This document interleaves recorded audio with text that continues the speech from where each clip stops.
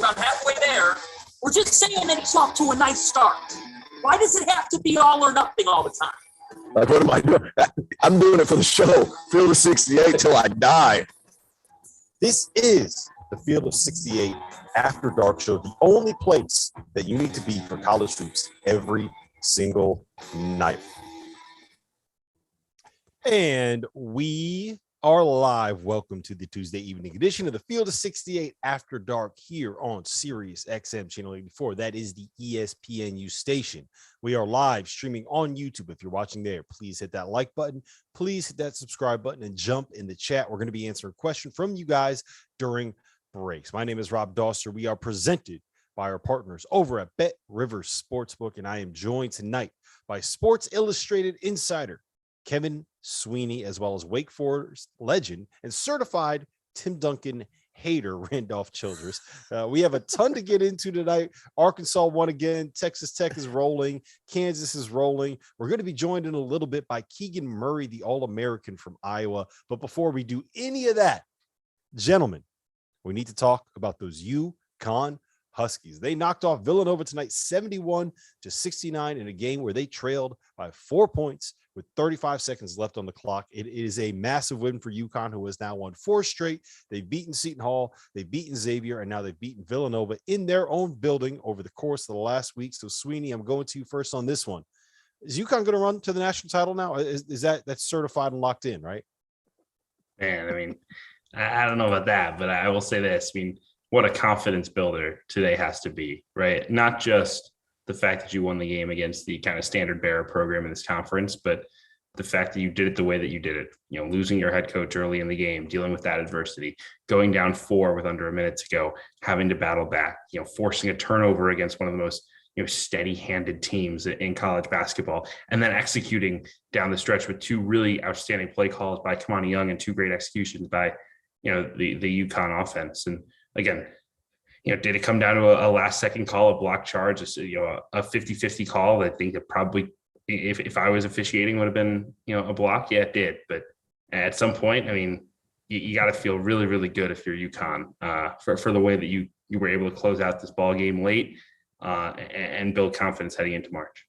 Yeah. Randolph, let me ask you this. You've been an assistant coach. You've taken over games where your head coach was thrown out. How Kamani Young stepped into a situation, and what I was so impressed with was the composure and the confidence that he had to be able to settle his guys down. Like, Villanova went on a 6-0 run immediately thereafter. Dan Hurley got his 2 technical fouls. The crowd was riled up. The players were losing their cool a little bit, and he stepped in, called them down, got them going in the right direction, called up those 2 place designs at the end of the game. I thought he did a terrific job. You've been in that situation. How difficult is it to take over for a head coach that gets run like that in the middle of a game?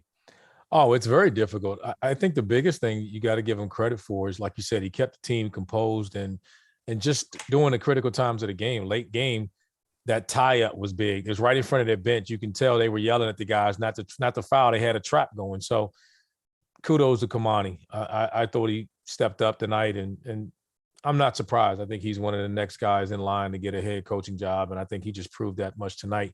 But that situation is really difficult because most times when that happens, the game's out of line. Like, most of the time, a coach gets his second technical when it's like, all right, we're getting the crap beat out of us. They want to get thrown out anyway at that point, and it just puts the game out of line. And for him to bring those guys back just shows how well coached they are, but definitely shows a lot about Kamani and how much of a up-and-coming coach and head coach he should be. All right, we're welcoming in all of the people that were listening to Kansas beat up on Kansas State. We're talking a little bit about UConn's win over Villanova. This is the Field of 68 After Dark. Rob Dauster, Kevin Sweeney, Randolph Childress. You mentioned the technical fouls that Dan Hurley got. I'm a little bit biased. People know this. I'm a UConn fan. I did not think that he deserved those technical fouls for what he did tonight. I think that was an accumulation of the fact that he may be a little bit, Dan Hurley may be a little bit grating on the officials when it comes to the way that he kind of treats them over the course of a season. And to me, this was James Breeding, who teed him up twice, basically saying, you know what, I'm done with you. It's the end of a long year. I'm done. Go in the showers. I don't want to deal with you anymore. I won't argue with that. It looked like it. I mean, I thought the second one, I didn't know a guy could get a technical foul for cheering his team cheering the crowd to come on. He does that kind of stuff all the time. I mean, just talking loud and kind of pumping his crowd up. So he definitely he was a little fed up with him tonight. Yeah, I mean, I think the second technical is crazy, right? And it's frustrating that an official kind of takes it into his hands to do something like that in a game that means that much. But I also think the first technical's kind of on Danny Hurley, right? Like at some point, this is too important a game to be getting rung up, right? You can't afford to hand them 2 points. I mean, this game was decided by 2 points. Like and this is not new for him, right? He's been in these spots before. And I just think, there has to be a understanding of the moment and an understanding of when it's okay to go cross the line and maybe get rung to try to get your team fired up. And maybe when it's time to say, hey, look, we got to lose the battle to win the war. And, Kamani Young did an amazing job today, but you don't want to be at the spot of making your associate head coach win you ball games, right? Like this is, these are big games. These are season defining moments, and you want your head coach on the sideline, and he put himself in a bad position today. The guys are going to be who they are, though, right? They're going to be, no matter what their personality are, they're going to be. If you're laid back and reserved, they'll get on you about that. You know what you're getting if you go watch Dan Hurley. If you're going to UConn, you know what you're getting. You know what you're playing for, and they love him. Say what you want, they love him. And was he a little extra over the top tonight? He was. Yeah, his persona very much fits with what the UConn fan base is and the people that root for that team and the people that go to those games. I do think, though, that there is room to criticize him for putting himself in a position where you're going to get run like that. Look, if you hit the scorer's table, you're probably going to end up getting a technical foul, right? Am I right on that, RC? You've been on more sidelines than I have. Yeah. If you smack the scorer's table, you're probably going to get rung up. And let's be honest too. He gave him a few choice words too. let's be clear about that. I'm sure he just wasn't saying you missed a call. I'm sure there was a little bit more. The possession earlier, vocabulary put to that. It was a buildup of things. The possession before, he was getting into James Breeding because of a foul that was called when Brandon Slater went to the basket. He thought that UConn should have gotten one on the other end. Then they go down, and Tyrese Martin, to be fair, did get fouled. Like there were 2 or 3 offensive rebounds in a row. The third one, Tyrese Martin got fouled on. Like he got hit on the arm as he went back up to finish something. It happens all the time in these games. Dan Hurley's reaction was to smack the board. Boom, you get rung up. You get mad about it. You overreact, and then you clearly antagonize the official by getting the crowd revved up. Like when people don't like you, like that's the thing. Sweeney, you had a great point about this, right? There needs to be a working relationship, right, between officials and coaches, right? Yes, right. And at some point, you have to.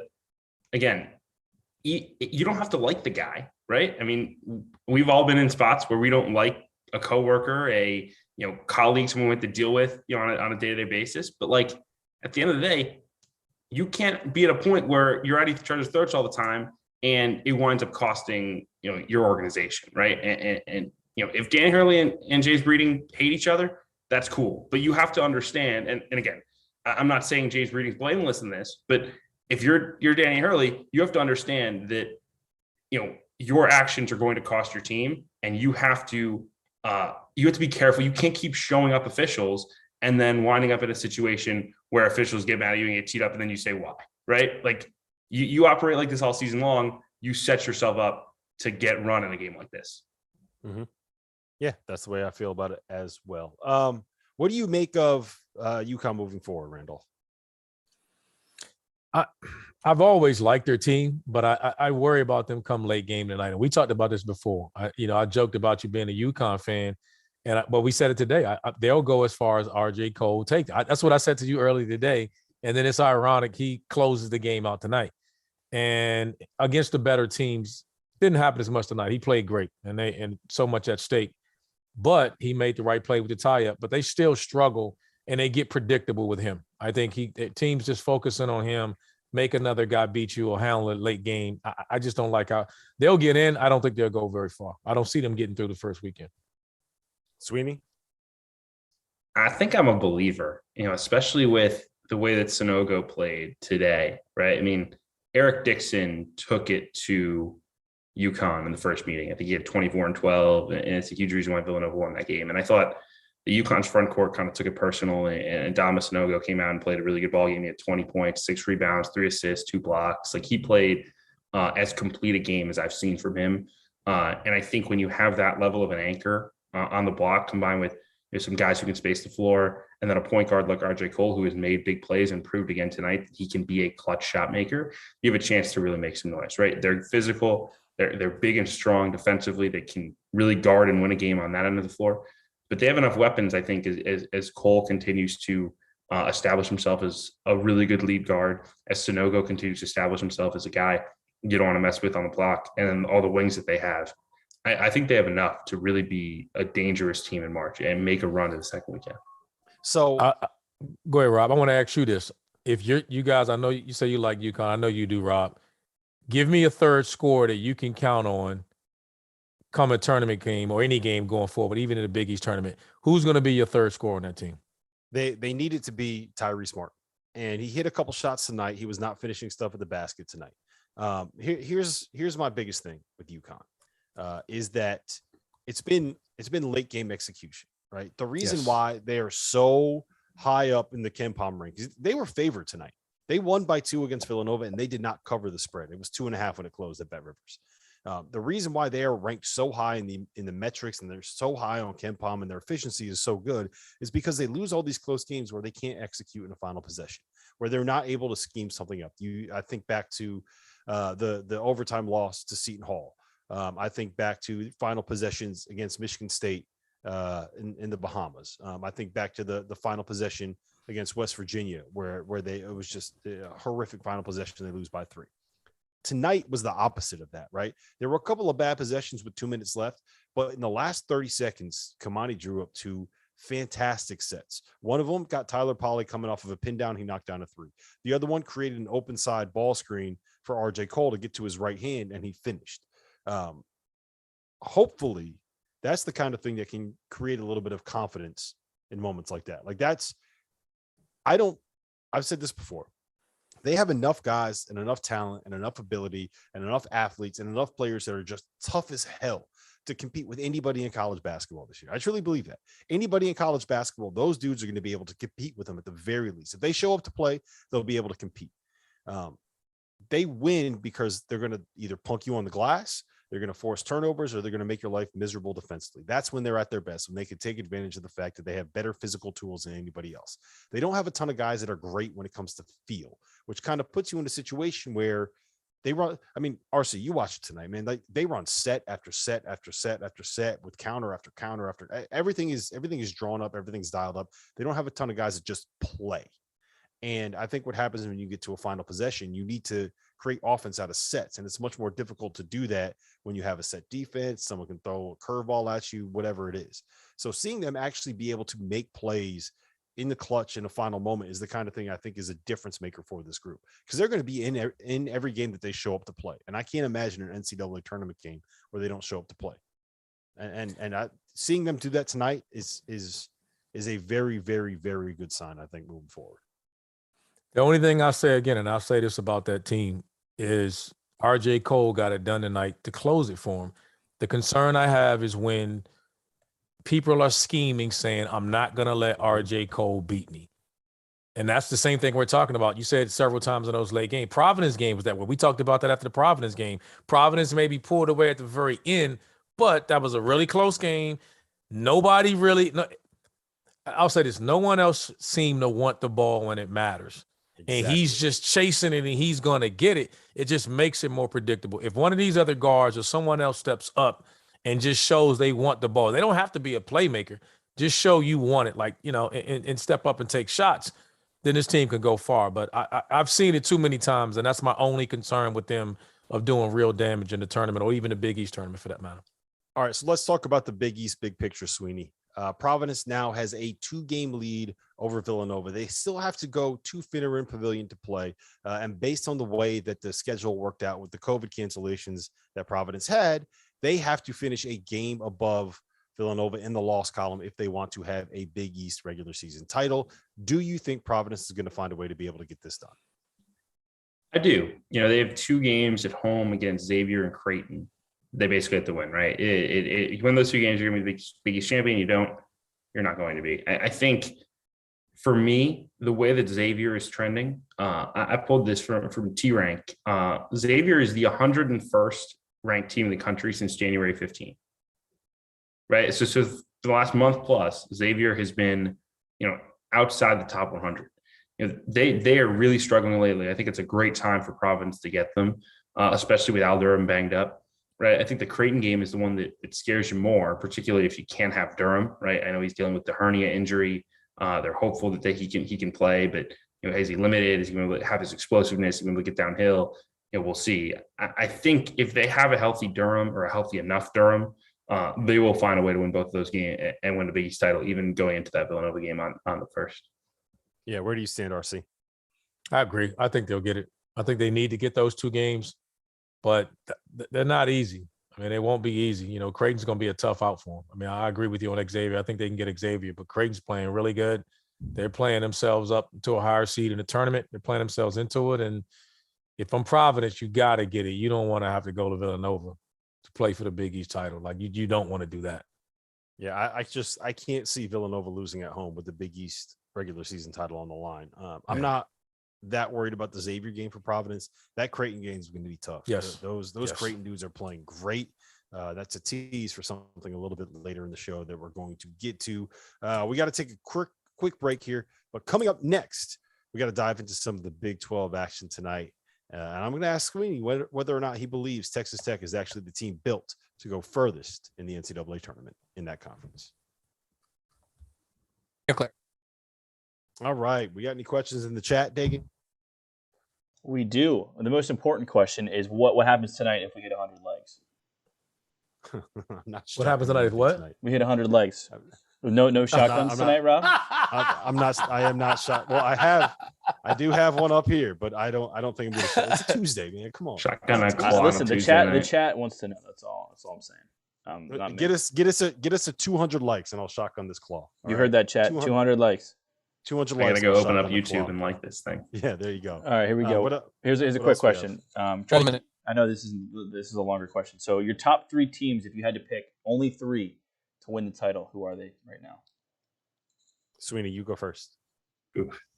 Gonzaga, Arizona, and I'll say Kentucky. Gonzaga, Auburn, Kentucky. I am going to go with Gonzaga, Arizona, and Auburn, just because I don't trust Kentucky to be 30. healthy. If you can guarantee me that we have a healthy Kentucky, I'll put them in that mix too. What else we got? We got something quickly, Dagan? Yes, here's one. Wondering what Rob thinks about the UConn court storm after he said programs who have arrived don't do that. I mean, it is Storming the court it is fun. Yeah, It's fun. Let people have fun. I didn't love it, but 5 seconds. Whatever. There you go. And we are back. This is the Field of 68 After Dark. You can find us on Sirius XM channel 84. That is the ESPNU station. We are streaming live on YouTube. Hit that like button, jump in the chat, ask us questions. We answer them during breaks. Rob Dauster, Kevin Sweeney, Randolph, Childress. We had some Big 12 action tonight. Texas Tech rolled. Kansas rolled. Baylor last night played in Stillwater at Oklahoma State, and they struggled. They got taken to overtime. RC, what do you make of this conference as a whole? Who do you think is the best team? I think we all agree Kansas is probably going to end up winning the conference, but who do you think is the best team? Who are you backing to make the deepest run of the tournament? I'll say this: the team that's playing the best right now. If I'm not going to say Kansas, I'm going to say Texas Tech. I just think they're playing their best basketball to close the year. We know how strong they are defensively. I just like what they're doing right now, and so if I can't take Kansas, I'm going with Texas Tech. I think that Texas Tech is the best team in the Big 12, full stop. Like, I don't care what the records say. Texas Tech swept Baylor. They beat Kansas once, and they lost in double overtime the other game. And, needed a prayer 3 by Ochai Agbaji to even get to that double overtime period. They're just playing at a really high level, and they've done this all with Kevin McCullough in and out of the lineup, with Terrence Shannon in and out of the lineup. To me, this is the best team in the league. I mean, Bryson Williams is playing. I think Bryson Williams is the most forgotten about great player in college basketball right now. He is so efficient offensively. He's shooting like 45% from the three. In addition to what he does on the block, he can switch defensively. He's really bought into that system. So they just have so many guys who can hurt you any night, right? Like today, Davion Warren leads them in scoring. Williams led them in scoring over the weekend. O'Banner had the 23 and 13 the other day to win them a game. Santos Silva comes in with 9 and 6 today off the bench. Shannon was going to get drafted if you stayed in the draft last year. McCullers led them in big games. So they have Adonis Arms won on the Baylor game in Waco, right? Like you just go through their whole rotation, 7 guys. Every one of them has been the guy in a big win for this team. They're dominating teams defensively right now.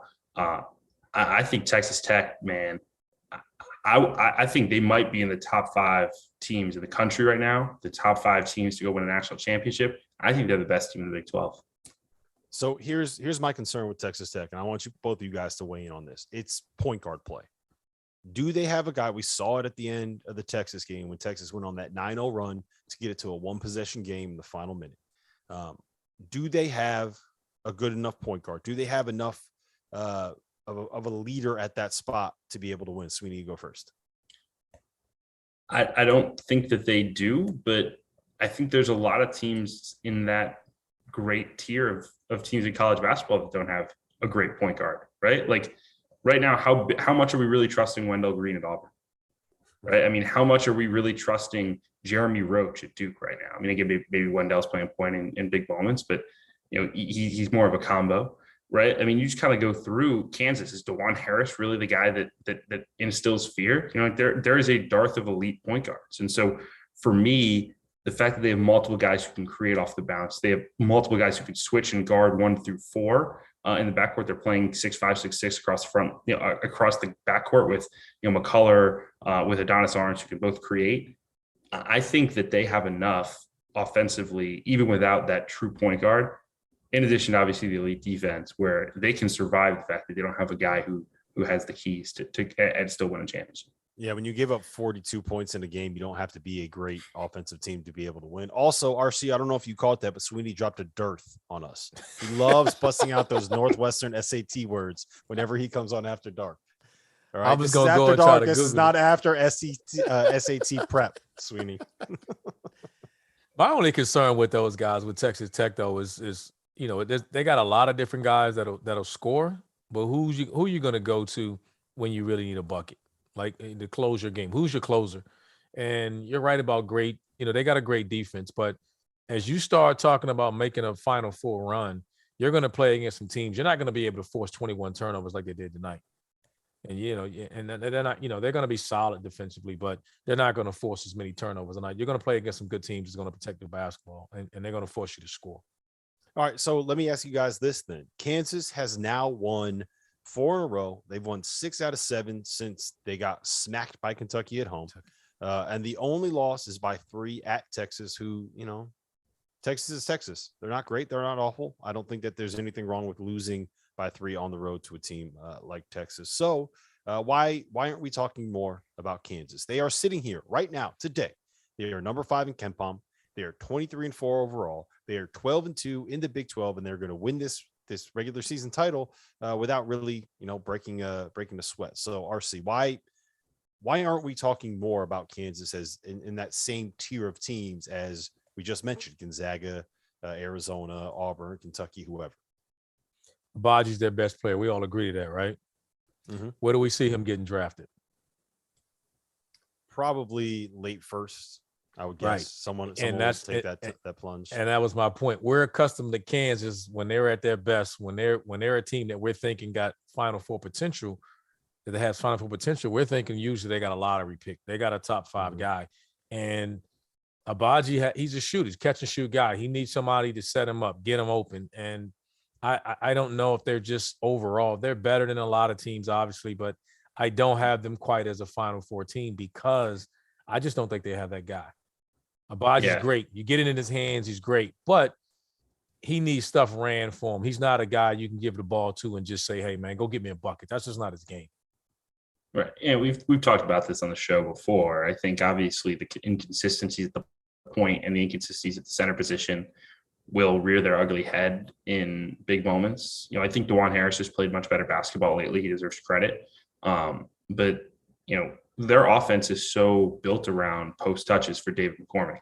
And David McCormick just has not been a consistent enough force for me to buy this team winning, 6 games and go win a national championship. And I'll also say this, yes, they played good basketball lately, but their schedule has been about as light as it can be in the Big 12. It's still the Big 12. It's still a grind, but you had Kansas State at home, you had Oklahoma State at home, you had Oklahoma at home. You had a road trip to West Virginia. That's a West Virginia team that's really fading right now. The road game at Texas, you lost. You won the big one at home against Baylor, and you beat Iowa State on the road, a team that at that time was really, really slumping, right? Like, I don't know that Kansas winning 6 of 7 the way that they have is necessarily the statement that it would be normally in this conference, because they've had a pretty manageable stretch schedule. And look, they get to prove it on Saturday, right? They go into Waco. If they ball out in that game and they prove that beating Baylor as big as they did earlier in this month was not a fluke, then look, we're going to have to talk about this team and saying, look, it may not matter that they're not elite at the center position. It may not matter that they're not elite at the point guard position. It may not matter that Agbaji get the run of play for him down the stretch. They're just really good. But I think until I see that game, it's hard for me to see Kansas truly among those elite national title contenders right now. I do like how you just kind of glossed over. Yeah, I know that they beat Baylor by 24 in Fog Allen. Right, but that's one game. That's one game. And you know what else is one game? Getting smacked by Kentucky at home. That's one game as well. All right, I asked you guys about this before we went on air, and I want to throw it to you right now. So, RC, I want to know who's the team that intrigues you the most right now? We call it a sleeper team, but I want to know who intrigues you the most outside of the top 25. I put a qualifier on it. You got to give me a sleeper that is not ranked in the top 25. Who you got? I'm going to go Wyoming and Wake Forest. And I know you're going to give me crap about it's a homer pick at Wake. Not. But I'll say this. The reason I say this, they're going to have the ACC Player of the Year. And if you haven't seen Alondas Williams play, you can't speed him up. He has great size, probably one of the best passers in the league. Like you don't categorize him as a point guard, but when you watch him play, like he's the best passer in the league. He's the best passer. It's not even close. And he leads the league in scoring and assists. He's a finisher, and he puts a ton of pressure on. They got balance. They got size, and they're going to be a tough out. They're an efficient offense, and they're pretty good defensive team when they're locked in. So I think they're a team when they get in, they can be really dangerous. And I think Wyoming's going to be just a heck of a matchup for anybody that a lot of high major teams just don't want to see. That's not a matchup you want to get early in, because they'll put you're going to be on upset alert really early if you get those guys. Where would you draft him? Where would you draft Alondas Williams, RC? I would draft him, and seeing him play, I would draft him maybe in the first round, later part of the first round. Once you get past certain guys, I think he belongs, because he's been around in college basketball for so long. He's transferred from Oklahoma. You don't put him in that category. But I'll say this. I would draft him outside of the guys that we know. I'd put him right there. It would be a system fit for me, a combo guard that can play some point for me. He would fit that role as well as anybody would his size. You watch him play, he's earned himself some money, and he will be drafted. But I would say after the 20s, anywhere in the 20s, late first round, I'd draft him. I just wish he was a 40% shooter instead of like a 32% shooter, because then I'd feel really good about putting him in something kind of like a Lonzo Ball roller or a Tyrese Halliburton, a secondary initiator that can also space the floor, that you can put in ball screens that you can use to kind of pass out of. I just don't know if he's a good enough shooter to be able to do that. But I guess we'll find out. He's a pro. If he was 40%, he's a lottery, because at that point he's doing it all. So, but no, I agree with you. I think he's a pro. He's played himself into it. He's definitely legit. All right, Sweeney, give me your sleeper. No one's talking about North Texas, and they should be. They won a game in the NCAA tournament last year. Grant McCaskill's a tremendous coach. This team started 2-3. Since then, they are 18-1, and that included a road win at UAB over the weekend. They guard the heck out of you. They suck the life out of the game. No team plays slower than this North Texas team.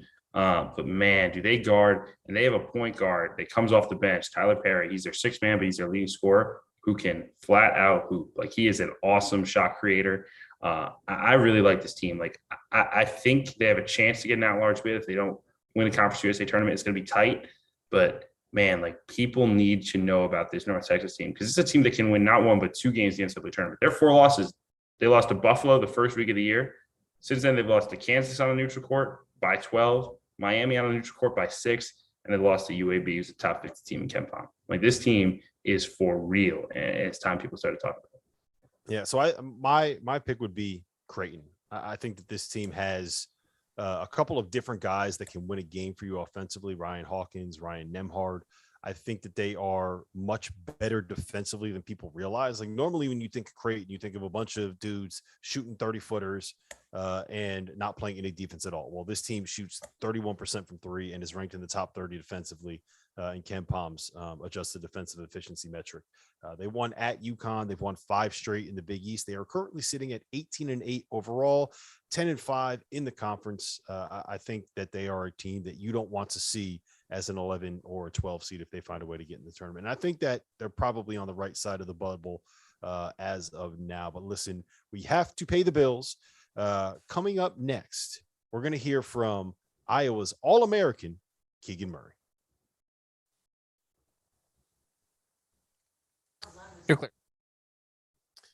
All right, Dagan, what do we got? Anything in the chat? Anything good? Yes, we do. Andrew Schaefer wants to know, how many teams get in from the ACC, and can Virginia still be one of them? I think that Virginia absolutely can still be one of them. They got I a think big that one coming up. They got to beat Duke. If they don't beat Duke, I don't think they can get that large bid unless they win the conference tournament. I do think that there's room for like a Georgetown or an Oregon State type situation where they come in as a bid stealer, but they have to beat Duke.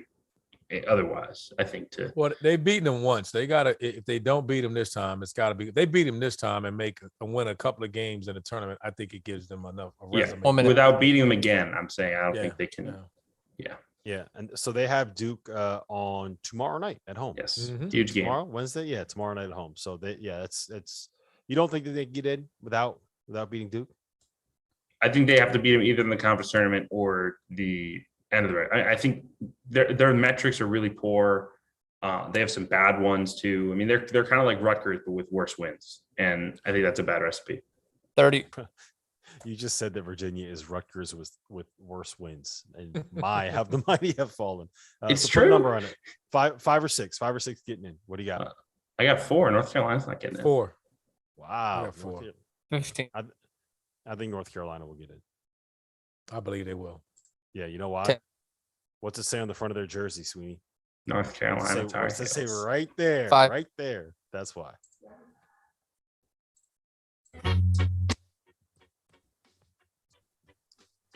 We are back. This is the Field of 68 After Dark. We are live on Sirius XM channel 84. That is the ESPNU station. We're streaming on YouTube. Make sure you hit that like button.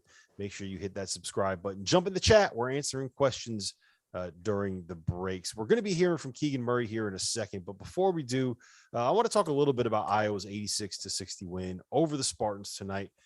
It feels like Iowa's one of these teams, Sweeney, that is kind of coming on a little bit. You know, we after they lost to Michigan last week, we were on the show and we asked, you know, is Iowa the new North Carolina? They didn't have any quad 1 wins at that point. They didn't have any bad losses, but they didn't have any quad 1 wins. Why are they so comfortably in the tournament? And they responded by going into Columbus and beating Ohio State by 13. And then tonight, just smacking Michigan State by 26. And that might be more about Michigan State. We can get to that in a little bit. But what do you make of this Iowa team? How dangerous do you think that they are? I think the difference is the defense, right? I mean, today and against Ohio State, they have guarded at a level that we haven't seen from an Iowa team, really. I mean, there was a couple of stretches last year where you thought they were turning the corner and it wasn't consistent. But, you know, Iowa teams under Fran have been tremendous on offense and have struggled on defense. And, you know, I just think the last couple of games you've seen the potential for them to guard because they have the personnel, right? I mean, Keegan Murray, for all he does offensively, and he is one of the best scorers in the country, and you don't even have to run a ton of plays for him to get his buckets. Like, he just finds ways to score and find ways to be around the basket. He is an awesome defender. I mean, he can switch, he can block shots, he can, you know, he can guard in the post, he can guard on the perimeter. You know, Tony Perkins can be a very good defender. Patrick McCaffrey, super long, and and impacts the game defensively. Like, they have the ability to be a good defensive team when they are engaged, right? And I think the last couple of games we've seen a renewed sense of urgency, and if we see that the rest of the way, I think this Iowa team can be really good, because obviously they can pour it in when you have a guy like Keegan, when you have the shooting that they have that they can surround him with, when you have everyone on the floor really except for Rabracha, who can handle the ball, which I think is a really dangerous thing to grab and go with the pace that they play. You know, they have all the tools to be a team that, you know, makes a little bit of noise. But, you know, again, it's just a consistency thing on the defensive end. They were so poor against Michigan defensively. I mean, everything was a lab. And I think they've turned it as necessary, but how consistent will it be, I think, determines how good this team can be. Can you fix that in the middle of the season, RC? Can you get better, or is that just kind of a pro? Like, I feel like we have this question about Iowa all the time. Yeah, they can score, but are they going to be able to get enough stops to make a run? I wonder where that comes from. Like, every year, some teams just, I'll tell you, we use Notre Dame, for example. Same personnel, same team forever, right? Now Solomon's on staff, and watching those guys and being around those guys, that's the MO. He's coming in, and their whole mindset has been like, we got to be better defensively. And that's why they've taken a jump. So it can happen if everyone bought in and buys in, and it's emphasized with the staff. So I'm wondering if Coach McCaffrey just probably got tired of hearing it and like, look, guys, we got enough offensive firepower. We just got to freaking guard somebody. And I mean, they got guys. I mean, Keegan I think he's one of the most versatile offense interior and on the perimeter defenders and offensive players. Like, he does that as well as anybody. I mean, guard guys on the perimeter, but also plays inside and plays outside. I mean, he covers it all. All right, so we asked Keegan Murray that very question: what Iowa was doing defensively and how they can get better. And he's going to join us right now here on the Field of 68 after dark.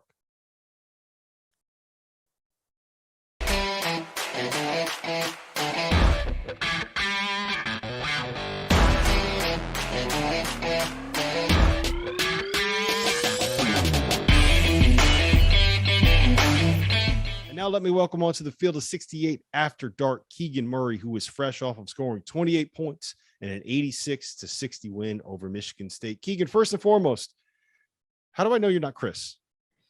That's a good question. I feel like the more we got older, the more we look alike. So, but I don't know, to be honest. Have you guys ever pulled that off, where you the old switcheroo, where he did an interview for you or you did an interview for him? No, we've never done that, but a lot of people get us mixed up, our reporters. So, all right. In all seriousness, you guys were coming off of a loss to Michigan about a week ago, and you've bounced back with a 13-point win at Ohio State, and then tonight's 26-point win against Michigan State. What changed? How did you guys get it going? Yeah, I just think it's the next game mentality for us. In the Big Ten, you can't really dwell on losses because it's just the next game right after that. We had a ranked team on the road 2 games after the Michigan game, so we got to get ready for that. Got a big win there, and then got a big win tonight. You know, Keegan, you know, going into that Ohio State game, you guys still didn't have a quadrant 1 win. How cognizant were you guys of that? Was that, you know, a topic of conversation among the team, and how good has it felt to get that weight off your back the last 2 games? Yeah, I don't think we were too cognizant of that, but we knew that we needed to get a big win at some point. I felt like our team knew that going into Columbus was an opportunity for us to get that win, and we just put the gas on the pedal the entire time and ended up pulling it out. So, Keegan, I'm old enough, man. I actually played against your dad. So I actually played against your dad. We played against those guys. So you tell him I said hello. Tell him Randolph should have said hello. Question for you. Your dad played there, and I know was that important for you being you weren't a highly ranked guy, and you turned yourself into a lottery pick. I know that's impressive, but was that the only school you even considered going to following your dad's footstep, or what? How was that recruitment process? Yeah, so I knew that I wanted to keep my options open. I wanted to look at every school possible and find the right fit for me. And Iowa was the first school that offered me. And we went on a visit there, and I just fell in love with, not just because my dad went here, but just what Fran said to me and what he thought I could be in this program, and just the freedom I'd have in this program to do what I'm capable of doing. And I feel like that is what really intrigued me to come here. In the past, Keegan, you know, I always kind of been defined by how good you guys have been on offense and have had some defensive struggles. But the last 2 games, you've given up 60 points tonight and 62 against Ohio State. Do you guys feel like you've turned a corner on that side of the ball? Yeah, I feel like there's been a couple games early on this season where I feel like defensively we were really active and we're really good in those games. And there's been stretches of 10 to 20 minutes where we've been really good on defense or halves and stuff like that, but really haven't put 40 minutes together defensively. In these last 2 games, I feel like we put those 40 minutes together, and that's led to big wins for us. And our team believes that if we can get it done defensively, we can beat any team in the country. Keegan, I think a lot of people expected you to have a good year this year. If you go back and look at all the breakout player lists from the preseason, I think you were probably on most of them. But I don't know how many people thought, like, this guy has a chance to be an All-American. This guy has a chance to be the 4th leading scorer in college basketball. But did you expect to have this level of success entering this season? For me, I expect myself to be great. I expected nothing less than that. And for me, it's just, what can I do to help our team win? In some games, just scoring a lot of points. Some games, just scoring the best player on the other team. And I just felt like whatever I'm doing to help our team win will help us overall and win games as a team. So for me, it's just being confident in myself as a player offensively to score those points and defensively as well. All right, I got one more question for you, and Right. it's a tough one. I need you to answer it though, okay? All right, You I got take you. last year's Luka Garza and this year's you, and you play one-on-one. Who wins? I bet on myself all the time. Every time I'm betting on myself, so I'm gonna have to take me. I love it, man. I love it. Keegan, congrats on the win tonight. Best of luck the rest of the season, and thank you for joining us. Thanks, appreciate you guys.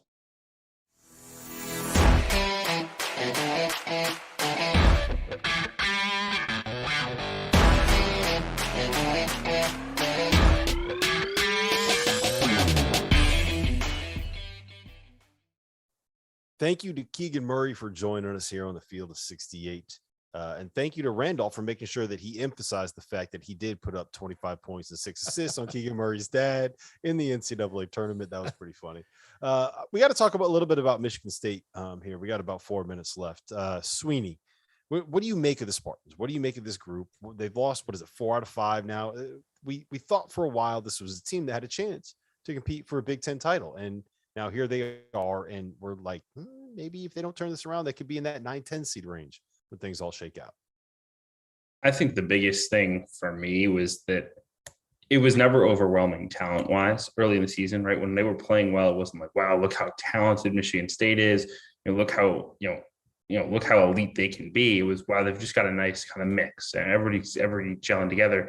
And I think a huge part of that was Gabe Brown, right? I mean, Gabe Brown for the first, 15 games of the season or so was a consistent, 14 to 16 point a game guy who they could rely on the wing, and you could play off of him with Max Christie. And Gabe Brown has really, really struggled. He was scoreless today. He has not been in double figures since the Rutgers loss, which kind of started this skid.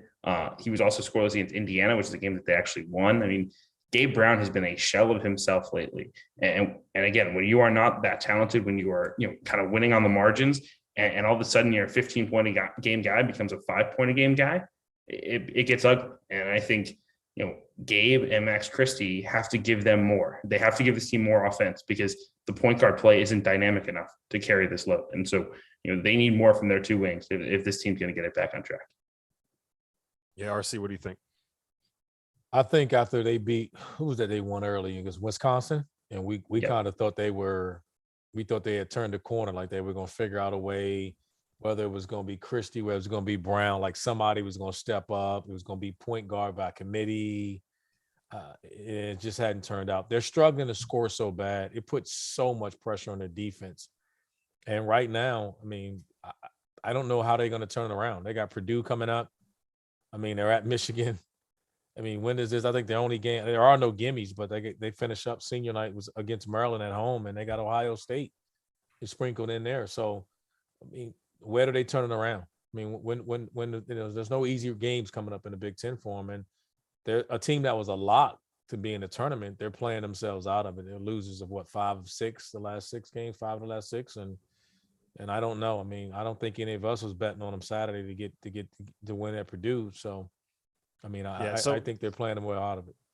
to your point, they've lost 5 of 6. The next 3 games they have on their schedule, they get Purdue at home, they are at Michigan, and they are at Ohio State. They could wake up on the last weekend of the regular season sitting at 18-12 overall with a 9-10 record in the conference, playing Maryland at home for a chance to try to get to 500 in the Big Ten. And I don't think any of us would have guessed that would have been the case.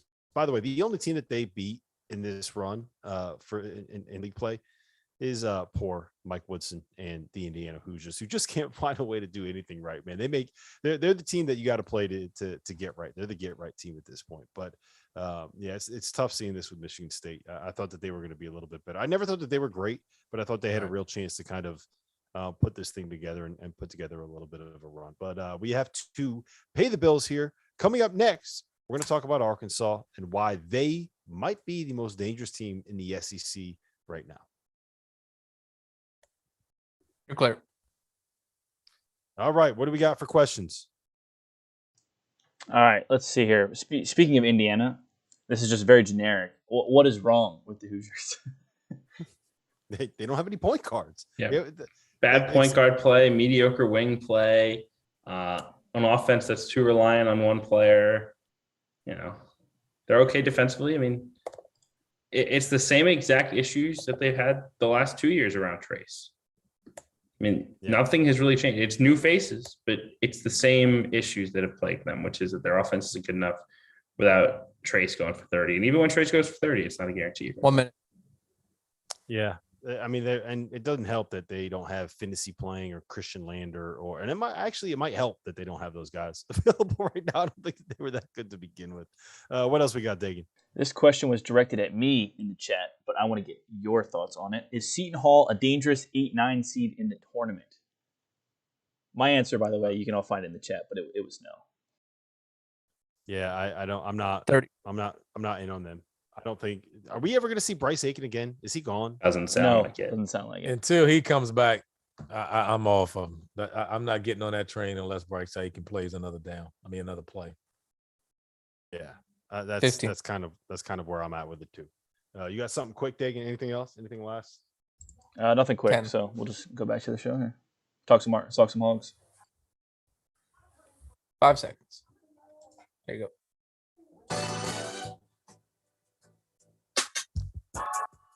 We are back. This is the Field of 68 After Dark. We are live on Sirius XM, channel 84. That is the ESPNU station.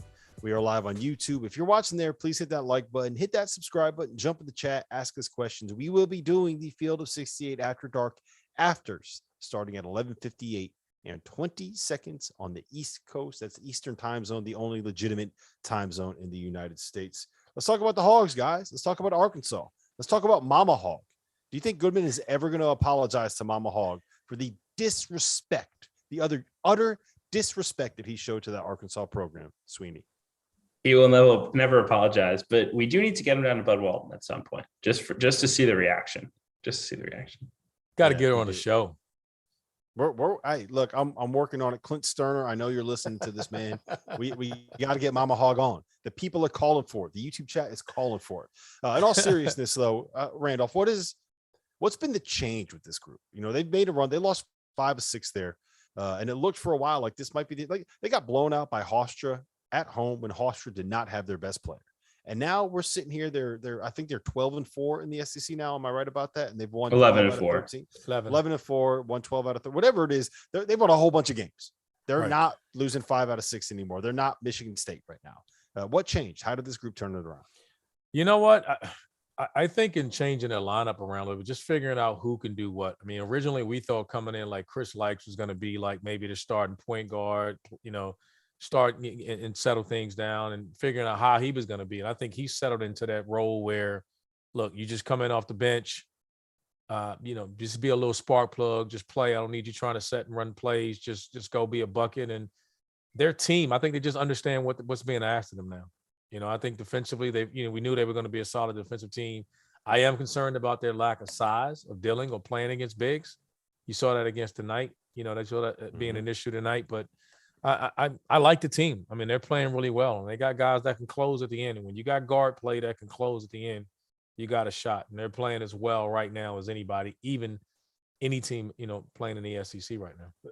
The thing that I love about Muss and the way that he kind of runs his program and runs his team is that it's very much like an NBA offense in the sense that he just goes after the mismatch that he can figure out. Exactly. And he'll just attack that over and over and over again. And it doesn't matter who he's going with, whether it's JD Notae.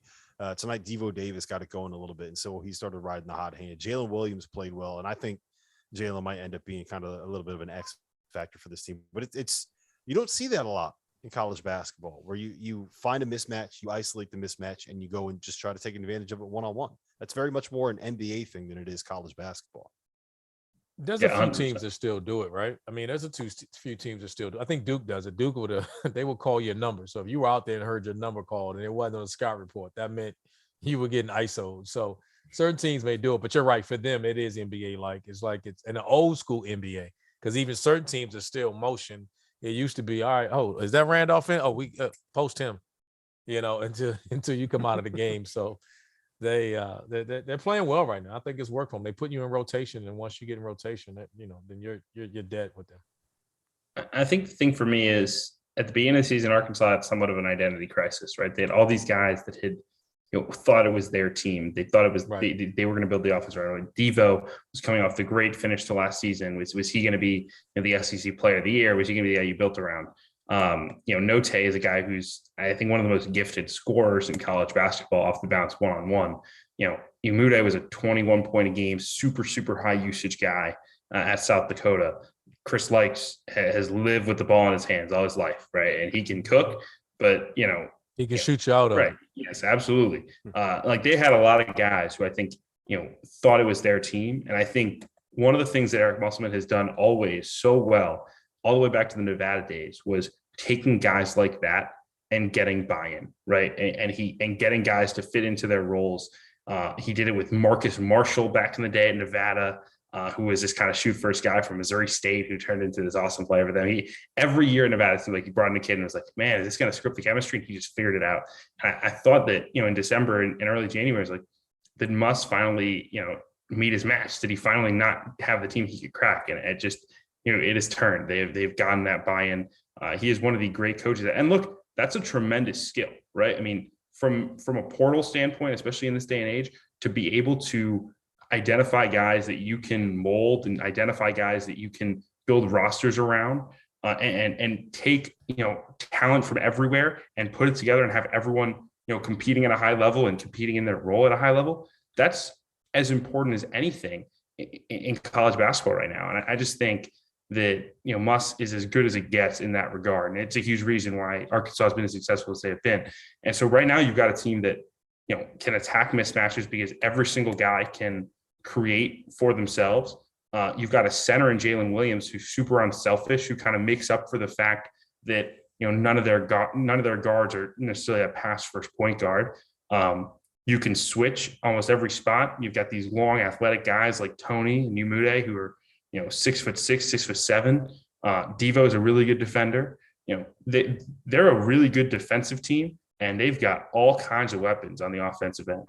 I think this team has real upside to make a push. I mean, again, I don't know if they're a Final Four team, but could they get back to the Sweet 16, the Elite Eight? There. I think they can, depending on the way that things shake out. I definitely think that this is a team that can win 4 straight games. But I'm curious. Sweeney made an interesting point, RC. He talked about how Muss gets guys to buy into roles. And I think role acceptance when it comes to college basketball, when it comes to the NBA, when it comes to football, when it comes to literally any sport, knowing what your job is and understanding what you're expected to do, I think is the most important part of having a successful team. It doesn't matter, sports, business, whatever it is. Know your job, be great at your job. You've been in these locker rooms, you've been on these teams, you've played on these teams. How do you do that as a coach? How do you get guys to understand this is what you need to do and this is why I need you to do it, and you need to buy in or you're not going to play? But you just said it, because if no one wants to sit on the bench, so when you get guys in there, you have to be willing to sit guys in there no matter who it is. And to your point about getting Muss to get guys to blend in and accept their roles, it's easy to do when you're winning, and it's hard because when he first got there and they were losing, everybody was like, that don't work at the high major. You know, that was the kind of the whispers. Everybody's like, that don't work high major. You can't bring these guys in thinking that they're gonna, that work at Nevada or work at some smaller schools. You get some bigger guys down, and he was getting guys like Likes is coming from starting every game at Miami. He was getting guys. He had guys coming in there where it was like, hey, now all of a sudden he's 10, 15 minutes a night. But they're winning, and he's shining in that role, to your point. But that's what coaching is going to be right now with the transfer portal, with JUCOs and the one-time transfer rule. You better believe, like that's it. It's going to be, hey, come here. This is what I want. This is what I need. You do this, I guarantee you will be successful. And that's all you can ask for. Yep, we got about 3 minutes here, Sweeney. So let's kind of put a bow on the SEC. Auburn, Kentucky. They're the two favorites, right? Gun to your head right now. Who are you taking? You got to pick one of them. Who are you taking? Healthy Kentucky or Auburn? I think Kentucky is the better team. I think they're a little bit more well-rounded with the point guard position. I've been scared off by some of the decision-making from Wendell Green late in games. I think that's concerning. And look, Kentucky still hasn't had a game with full health where they've lost since that Notre Dame game. And that was a different Kentucky team at that point. So gun in my head, I would take Kentucky. I like both teams, but I would lean towards the Wildcats. Where are you at, RC? Auburn. I'm with Auburn. It's not even close. We had concern about Kentucky's point guard play as well. We've talked about them a million days. And at the end of the day, the best player on the floor is not Oscar Tshiebwe. It's Jabbar. The most talented player on the floor is Jabbar. And I'm going with that all day. Yeah, I think you might be able to make an argument that Walker Kessler is as valuable and maybe more valuable to Auburn in the way that they want to play than Oscar Tshiebwe is to Kentucky in the way that they want to play. I'm with you. And I do think it's funny that we spent the first 2 months of the season on the show being like, we cannot trust Severe Wheeler. He cannot shoot. Right, you cannot play a guy right. that you could play 10 feet off of Kentucky. He's got no chance. And now we're like, oh yeah, Kentucky. Like, don't even Final worry four. about forget about the number 2 team in the country.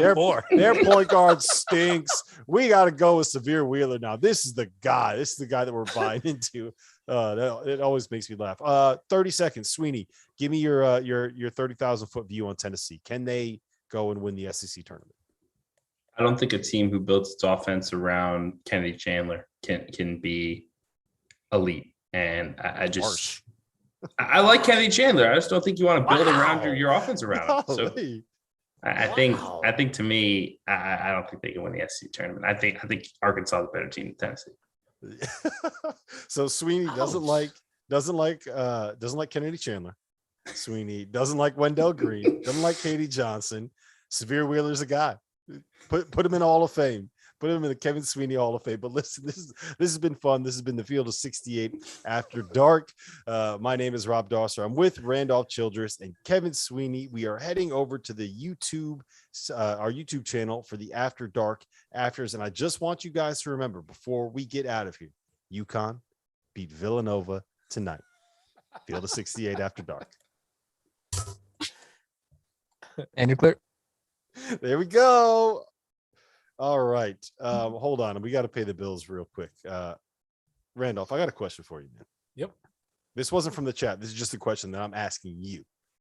What is more important than peace of mind? Nothing. Nothing is more important than peace of mind. Nothing is more important.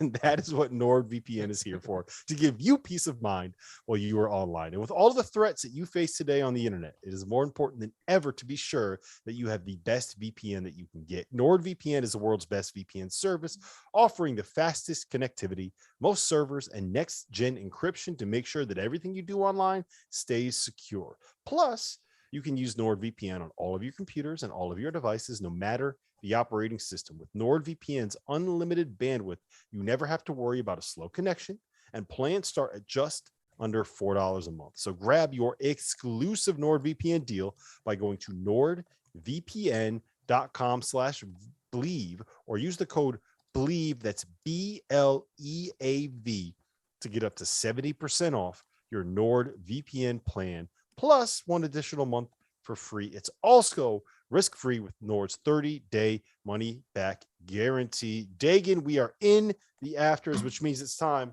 to celebrate a victory, fellas. Time to celebrate a victory. And just a reminder for the chat, if you haven't liked it, we're only 95 likes away from Rob Shotgun and another one of those White Claws. There you go. Let's get him up. Let's get those likes. 95 more likes. Also, Carter has entered the chat. He said he wishes Juwan Howard punched him. I do have a question, though, and I think I'm getting more questions in the chat than you guys are. This one was directed at me again. Who is the Oregon State or Georgetown this season in terms of winning the conference tournament? You're not supposed to win it, that kind of thing. Ooh, that's a good question. Ooh, that's really good. That is a good question. Sweeney, I'm going to you first. I mentioned Virginia. I mentioned Virginia for this earlier. I think they're a good candidate. I have one other though. How about St. John's? Yeah, starting to turn a corner a little bit. Playing at Madison Square Garden in conference tournament. Have an elite player in Champaign and a good point guard in Posh. I don't know, man. I don't know that I see it. But if you're looking for one, I mean, you need a league where the top tier teams aren't so elite that they're not that they're not beatable. That there's, I think St. John's maybe get a favorable draw. Things could get interesting there. Does Oregon count as one of those teams? That was my pick. Bid stealer, yeah, I count that. My pick. All right, so if Oregon counts, I'll probably go with Oregon. I don't know who, because those two teams came from so far off the map. Like, we're trying to pick teams that we think are good. Nobody thought Georgetown was good last year, and nobody thought Oregon State was good last year. So I'm just gonna go pick a shitty team. I'm gonna go with South Carolina. We just talked about how good the SEC's top is. It's so Gamecocks. I was thinking of an SEC team, and I'm thinking I was going on a stretch to be like, well, hell, we just talked about how good Auburn and Kentucky is. I'm thinking like, all right, well, maybe Arkansas or Florida. I was going to say maybe Arkansas or Florida. I don't know. That's a tough one. I mean, by the way, did you guys see what Frank Martin said the other day? He said, I would rather be a bouncer and get shot than be a member of the media. So I don't think we're going to be seeing him on the field of 68 after dark next year. Nah. Yeah, Ooh, that was harsh. No Frank Martin over here. That was harsh. I do have one more for you. Where is TCU a tournament team? Where are they right now, Sweeney? Yeah, they're in the field. Okay, never mind then. Well, I would. Oh yeah, no. Because they're talented, man. Like, if you, I haven't watched a ton of TCU games this year, but if you look at the roster and the dudes that they have, Mike Miles, stud. Damian Ball, guy we all thought was going to be a stud at Memphis. Micah Peavy, who was a top 50 kid, then went to Texas Tech and transferred in. They got Chuck O'Bannon. They got what's the name of the big kid? Emmanuel Miller, who was the 16-8 guy at A&M. Yeah, and Eddie Lampkin's been really good for him too. Yeah, Lumpkin. And right now on Fielding the 68, TCU is a 10 seed. Yeah, 10 seed. Okay. They have a stretch. Their stretch to close the year. TCU, Texas on the road tomorrow, then home Texas Tech, then home Kansas, then at West Virginia. So they probably need at least one and probably 2 wins to make sure they feel comfortable. Will Dayton get in? I think they need to win. They have 3 Q4s. It's going to be tough. They have a small chance, but I think better path is to win the conference tournament. A small chance? Yeah, they don't have. They're in like they're in the next 4 out right now, Rob. Yeah, they're next 4. And they get Davidson next weekend. They win that game. You get one more in the A10 tournament. You lose in the A10 championship game. You're telling me there's no chance they're going to NCAA tournament? No, they look at their losses. I know. But look at their wins. I said it to them. They beat Kansas on a neutral court. Okay, you lost to UMass Lowell, Lipscomb, and Austin Peay at home. Home. They lost your the game. building, in Dayton Arena, in front of 15,000 people. I don't know if I saw any team in the country make the turnaround they made. Like, you start the year losing bye games like that to the turnaround that they made. Like, that was crazy. That was wild. That was wild. You UMass Lowell, Lipscomb, Austin Peay, and then you beat Miami, Kansas, and Belmont. What the hell's going on there? They beat Virginia Tech too. I forgot about that. Yeah. Oh well, they're 6 and they're 7-5 in quadrant 1 and 2. They are 11-5 in quadrants 1, 2, and 3, but unfortunately 8-3 against quadrant 4. So The there you 3 go. losses killing them. If it was 1, if it was even 2, you might be able to. All right, but 3, no good. You know what they really needed to do? They really needed, like, after those 3 losses, they needed to start playing some walk on like 4 minutes a game or something like that, so they could just be, we added this we didn't have before. He's the difference maker. He's our glue guy. He brings all of the pieces together. The reason it works is because Kevin Sweeney right here comes in and shoots 3 threes a game. That's what it is. Unreal. People in the chat are saying Oregon State can be the Oregon State of last year, which would really come out of nowhere. They would be matching their win total from the entire season in the conference tournament alone. Yes. Yeah, I was gonna say Oregon State might be banned from the Pac-12 tournament this year. You're not good enough to get in. 14, man, they stink. Here's another one. I like Wayne too, man. He's a nice guy, but like, golly, you're bad. Here's another one for you. Out of the top 16 teams, which 2 teams would bring the best atmosphere to a championship game? Out of the top 16. So let's just do the top 16 that were revealed on Saturday. Just do that. Okay, Make so it easy. Yeah, so the obviously, like, Kentucky and Duke and Kansas, they all travel like crazy. I will tell you, Texas Tech. Texas Tech fans are out of their minds, and they travel. And they drink. 2018, in 2018, right? The first year that the program was good. Not even this year. They're like 4 years into being good. The first year that they were good under Chris Beard, they made it to the regional in Boston, right? Purdue was there. Purdue travels. Villanova was there. That's a train ride on the Amtrak away. And West Virginia was there. West Virginia travels.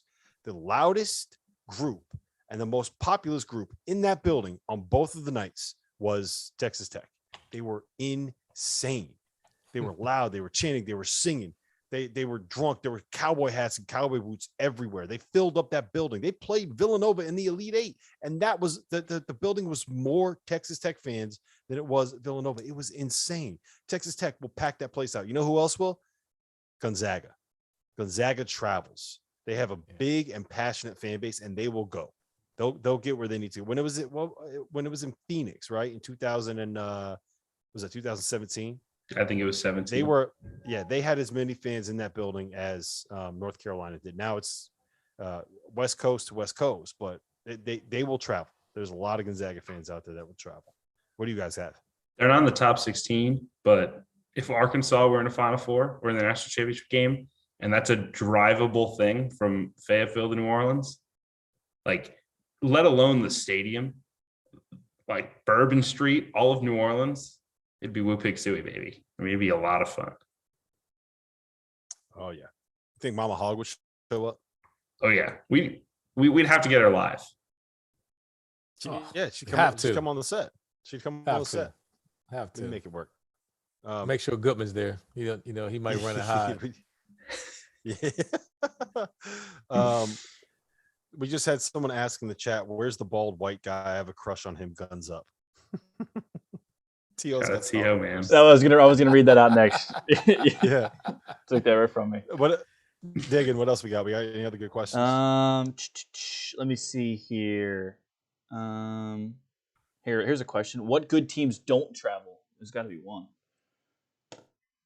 Let me think. That also wasn't really a question. I think that was said more in sarcasm, but there could be one. So I don't know. Baylor doesn't really travel all that well. UConn does not really travel all that well. The 2 years that they were in the Final Four. I was going to say any small. You say UConn? He said good teams, Rob. Jeez, rough crowd. From the guy who pays his bills too. I mean, geez. That was too easy. That was too easy. That was too easy. What about UCLA? I kind of think of them as like I think they travel, but it's kind of like a wine and cheese crowd. Like, it's not like Texas Tech fans are going to be like drunk, nuts. Like, I don't think you're getting like nuts UCLA fans. Yeah, probably not. And it's also like, how often do they pack out Pauly? and turn Paul Right, into right. a cauldron. It's not that often. It's just too much going on in LA, right? They got to Mhm. be like Final Four, national. It's got to be like, all right, they got to be in the Final Four, and then everybody will come. I don't think they'll support them through the regionals or anything like that. It'll be like, they're in the Final Four. All right, let's go. You know what the other problem is? That if you want to get on national television in a good time slot, you got to play at 9:00, right? That is 6 p.m. West Coast time. And you know how hard it would be to get from anywhere in LA to Westwood for a 6 p.m. tip? Like, it's basically impossible. That's why the East Coast is the only legitimate time zone. Fire and takes tonight. Yeah, great to say. We're going to have some likes coming now. Dagan, what else we got? Let's see here. One just came in from Patrick James, mid-major that can make a tournament run. Doesn't we have this all the time, but may change. North Texas, I mentioned earlier. St. Colorado Murray. State, Murray State, certainly. St. Murray. I love Murray State. Like, I think Murray State is. I've watched 3 of their last 4 games because I live bet them when they were losing by a lot in the first half. So I've watched the end of the last 3 games, and they got some dudes. Like, And they run really good shit too. Yeah, KJ Williams should be he should be a high major dude. He put up 31 in the second half at Tennessee State. And I know Tennessee State's not all that good, but they play in a building that's pretty big with a rowdy atmosphere, right? RC, have you ever seen them play at Tennessee State? No, Tennessee State. So yeah, no. It gets rowdy in that building. And he put up 31 in the second half. They came from 11 back at halftime and won. They got a kid named Julius. What's his? You know his name, Sweeney. What's his last name? From who? Tennessee State. What team? No, from Murray State. From Murray State. Oh, they have Juice Hill, the point guard. You referring to? Juice Hill, yeah. Justice Hill. He put up 36 on. Was it Memphis earlier this year? He put up 36. They've had 3 different guys go for 30. Their best player is a kid named Tevin Brown, who he's like a 6'5" combo. He's really fucking good. He came into this. Tevin Brown came in the same class as John Morant, and he averages like 17, 5, and 4. You guys are jinxing them now. They're going. Matt McMahon can really recruit, man. That's a heck of a recruiting class. Yeah, with all this, they're probably not even going to. They're not going to win their automatic bid. What else we got, Dagan? Here's one for you. Is there a game you want to see more in conference tournaments than Michigan, Wisconsin? Oh, yes. I'll be in Indy. That'd be a lot of fun. Kentucky and Auburn. Yeah. Yes, you said it. There's 2 that I want to see more than that. Kentucky, Auburn, Texas Tech, Texas. I'm done with Texas Tech, Texas. We've done it twice. The Texas Tech fans dominated the building both times. Well, why do we need to do it 3rd time? I'll take Texas Tech, Kansas again. I will too. Yeah, that'll be good too. I think if Michigan and Wisconsin play, everybody's going to be on their best behavior. There's going to it's not going to be. The refs will be calling a tech for the first bump. It's gonna suck. I'm not really looking forward to that. Auburn, Kentucky's the one. Kentucky. Yeah. Healthy.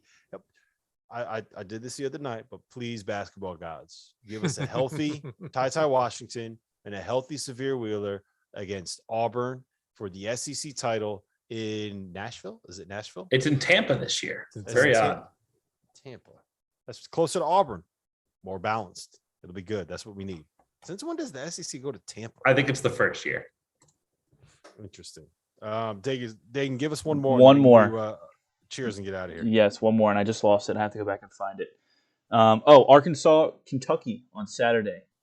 Oof. I know it's only Tuesday, but what you got? Do we know? Can we get a hypothetical health status of the Kentucky team? I don't know. Make one up yourself. If they're healthy, then Kentucky. If they're not healthy, then Arkansas. Like, is that people aren't winning in Fayetteville? I almost think even if Kentucky's healthy, they're not winning in Fayetteville. Yeah, it'll be rocking. It'll be fun.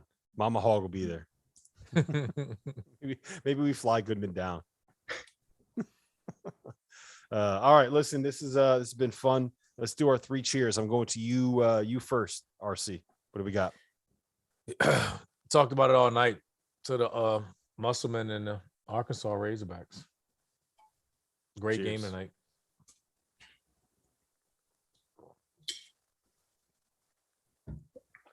Go ahead, Sweeney. How about Kamani Young? I mean, he's gotten a lot of love, but he deserves as much of it as there is. I mean, the job he did, I think to not only manage the game as well as he did, but then to call 2 really good sets, I think says everything about who he is and why he deserves to be a head coach this spring. There will be plenty of jobs open. He should get one of them. But he led his team today, and he led them to a huge victory. So cheers to Kamani Young.